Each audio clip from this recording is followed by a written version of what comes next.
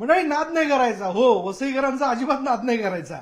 याचं कारण असं की वसईत आपण क्रिसमसच्या निमित्ताने आलो की अनेक प्रकारचे पाहुणचार आपले केले जातात. पण शाकाहार मांसाहार तर असतंच, पण त्याचबरोबर घरोघरी इथं वेगवेगळ्या प्रकारची फळांची वाईन देखील बनवली जाते. हो, घरोघरी.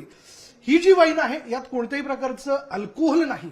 जे फळांमध्ये आहे, फळांमध्ये जे गुणधर्म गुणतत्व असतात तेच यामध्ये उतरलेली आहेत.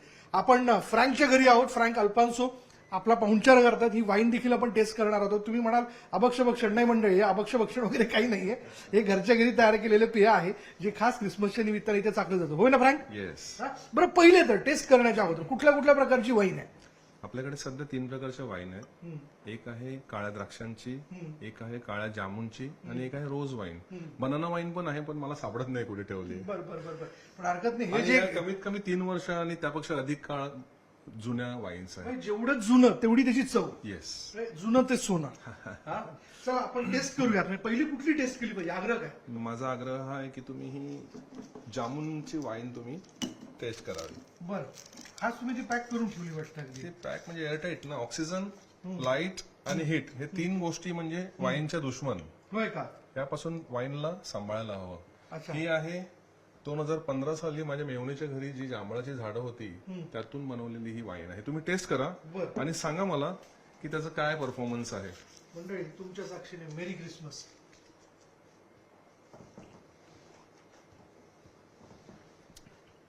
जांभळाची टेस्ट आहे ना. आहे. जांभळाची टेस्ट आहे.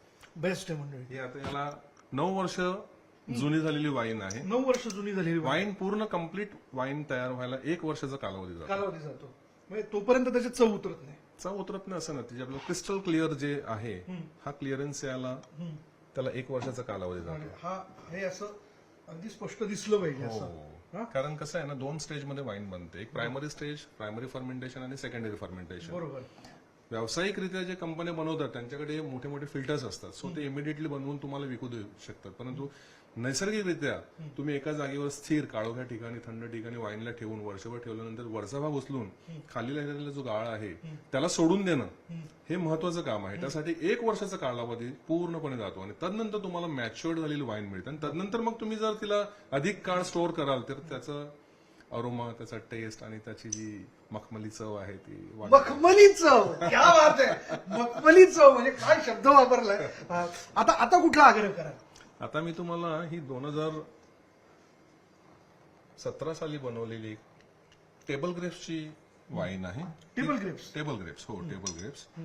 ही तुम्ही प्यावी आणि त्याचा देखील मला फीडबॅक जरूर द्या. चला मंडळी, 2017 टेबल ग्रेप.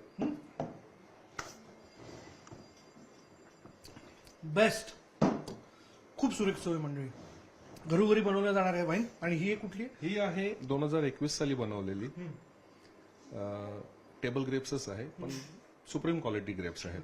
पण मग तुमच्याकडे लग्न सोहळ्याच्या निमित्ताने हे सगळं असं बनवून ठेवलं जातं? शक्यतो घराघरात नाही बनत. ज्यांच्याकडे ज्यांना, कारण हे खूप वेळखाऊ काम आहे आणि खूप कारागिरी आहे याच्यामध्ये. असं नाही की आपण असं आणलं आणि असं बनवलं. खूप वेळखाऊ आहे. याला फिल्टर करणं, ते फर्मेंटेशन करणं. त्यामुळे बरेच लोक आपल्याला ज्यावेळेला कार्यक्रम आहे, लग्न आहे किंवा काय, तर जे बनवणारे आहेत त्यांच्याकडून विकत आणतात. मी मात्र विकत आणत नाही आणि विकत देखील नाही. पण माझ्या हौशेसाठी मी घरी बनवतो आणि तुमच्यासारखे पाहुणे आल्यानंतर त्यांना आनंदाने तुमची सरबराही करतो. बस. आम्ही पाहुणे म्हणून वारंवार यायला तयार आहोत. मित्र म्हणून देखील वारंवार यायला तयार आहोत. जर असं चवीने खाणार त्याला फ्रँक भरपूर देणार असंच म्हणावं लागेल. म्हणजे देव भरपूर देणार असं आपण म्हणत असतो.